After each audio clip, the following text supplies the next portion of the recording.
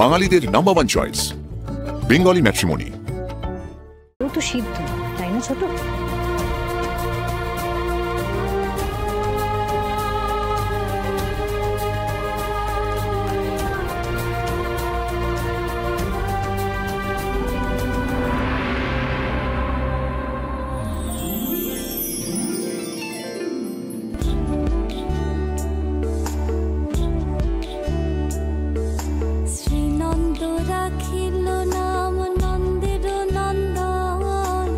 যশোদা রাখিল নাম যদু বাছাধর, উপানন্দ নাম রাখে সুন্দর গোপাল, ব্রজবালক নাম রাখে ঠাকুর রাখা, সুবল রাখিল নাম ঠাকুর কানাই, শ্রীদাম রাখিল নাম রাখাল রাজা ভাই, ননীচোরা নাম রাখে যাতে গোপিনী, আলসোনা নাম রাখে রাধা বিনোদিনী, কুবজা রাখিল নাম পতিত পাবন হরি, চন্দ্রাবলী নাম রাখে মোহন বংশীধারী, অনন্ত রাখিল নাম অন্ত না পাইয়া, কৃষ্ণ নাম রাখে গর্গ ধ্যানেতে জানিয়া, কর্ণমুনি নাম রাখে দেব চক্রপাণি, বনমালী নাম রাখে বনের হরিণী,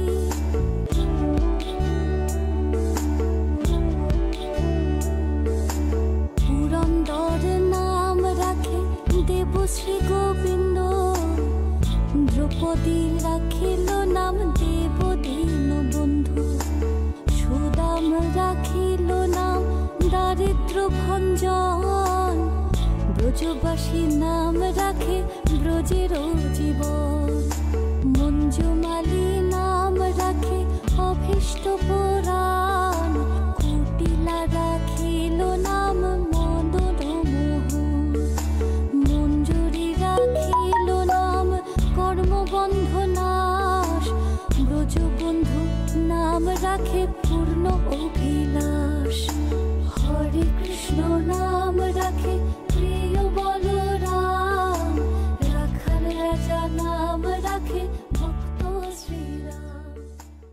মা, আমরা রথ টানবো না? নিশ্চয়ই টানবে সোনা। জগন্নাথ, বলরাম, সুভদ্রা ওরা তো রথে চেপে আর যাবে মাসির বাড়ি, আবার 8 দিন পর উল্টো রথের দিনে বাড়ি ফেরত আসবে। তো রথ না টানলে তো পুজোটাই অসম্পূর্ণ হবে। আমাদের রথটাকে কখন সাজাবে গো? সাজাবো তো, একটু হাতের কাজটা সেরে নি। হ্যাঁ বড় বৌদি, এই তো। ও মা, মধু কি হয়েছে? মুখটা এমন কেন? আর বলো না বড় বৌদি, আমার মেয়েটার আজকাল যা বায়না হয়েছে না, আজকে বায়না ধরেছে সন্ধ্যেবেলা ওকে রথের মেলায় নিয়ে যেতে হবে। রাজ্যের কাজ ফেলে আমি কি করে যাবো বলো দেখিনি? এই মধু, তুই রথের মেলায় যাবি? দিদিয়া আমাকে বলেছে যে আমরা সবাই রথের মেলায় যাব। হ্যাঁ যাবো তো, রথের মেলায় যাবো, আর আমাদের সাথে মধুও যাবে। কি মজা, কি মজা, রথের মেলায় যাব। ঠিক আছে, ও থাক, আমি ভেতরে কাজগুলো সেরে ফেলি।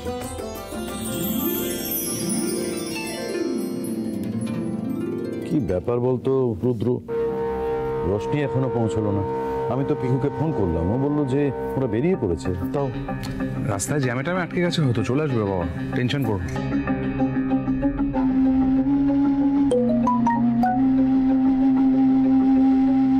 এতবার মেসেজ করছে কেন? ওরা কি তার মানে আবার ব্যাক করেছে কলকাতায়?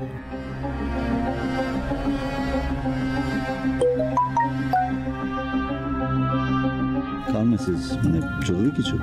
আরে না না, ফোনের কোম্পানিগুলোকে জানো তো, বারবার সেই অফারের মেসেজ দিচ্ছে। দেখ, থাক, পরে ফোন করে নেবো।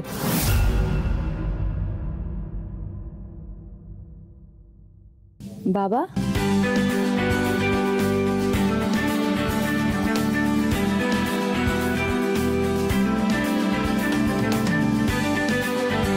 রোশনি, কেমন আছো? খুব ভালো আছে। এই যে পিকু, শরীর ঠিক আছে? হ্যাঁ, একটু একটু ভালো আছে। একদম ঠিক আছে, ফার্স্ট ক্লাস। হ্যাঁ, বিয়ের লাড্ডু খেয়ে যে পিকু পস্তাচ্ছে না সেটা দেখেই বোঝা যাচ্ছে।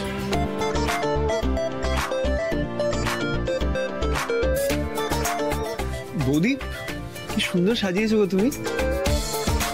আজকে আমরা সবাই মিলে রথের মেলায় যাবো, তোমরা যাবে তো? সেটা কি করে হবে ঝলমল, পিকু আঙ্কেলের নিশ্চয়ই ডিউটি আছে। না ঋষিদা, লাকিলি আজকে অফ ডে।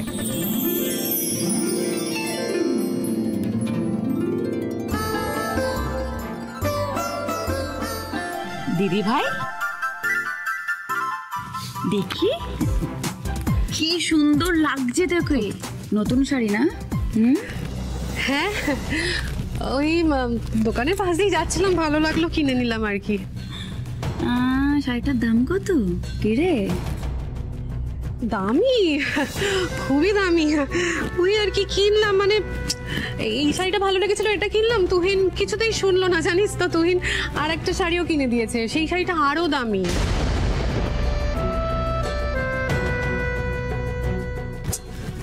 আচ্ছা, কি হচ্ছে এটা? কি একটা শাড়ি নিয়ে এত সবার সামনে ফলাও করার তো কোনো প্রয়োজন নেই। দেখো রশনি, শাড়িটা আমার খুব পছন্দ হয়েছে, আর তোমার দিদিকে পরলে ভীষণ সুন্দরও লাগবে, সেই জন্য শাড়িটা ওকে কিনে দিলাম।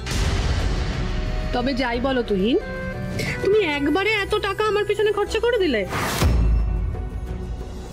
বাবা, দিভাই তুহিনদা এত বদলে গেছে। আসলে টাকার অহংকার এসেছে। খুব ভালো করেছো তুহিনদা, খুব ভালো করেছো। আর দিভাই, তোকেও খুব সুন্দর লাগছে। বলছি, আজকে রথের মেলায় যাবি তো? রথের মেলা? ও নো, তোরা যা। আসলে রথের মেলা ভীষণ চিপ লাগে রে, সস্তা জিনিসপত্র পাওয়া যায়।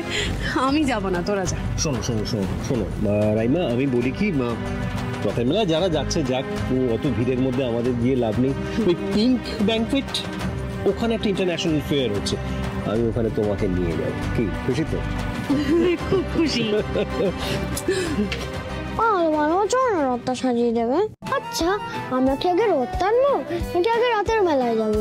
আগে আমরা রথ সাজাবো, তারপর মেলায় যাব, তারপরে পাপড় ভাজা, গুড়ের জিলিপি, খুব মজা করবো। কি মজা কি মজা, পাপড় ভাজা খাবো, নাগরদোলা চড়বো। ও বড় মুগ্রান, তোমরা সবাই যাবে তো? না গো মানিক, আমার পাটায় বড্ড ব্যথা। আমারও যাওয়া হবে না জানো, অনলাইনে একটা জরুরি মিটিং সারতে হবে। এ বাবা, তাহলে আমি কার কাছে বায়না করবো? আচ্ছা ঝলমল বাবু, এই ছিল মনে তো, তাই জন্য এদের দুজনকে প্রয়োজন। ঠিক আছে ঝলমল বাবু, আজকে না হয় এদের দুজনের আমি প্রক্সি দেবো, দেখি কত বায়না তুমি করতে পারো। ওরে তোরা এবার যা। ও বড় নাকবো, রথটা সাজিয়ে ফেলো। হ্যাঁ বড় মা, এক্ষুনি যাচ্ছে।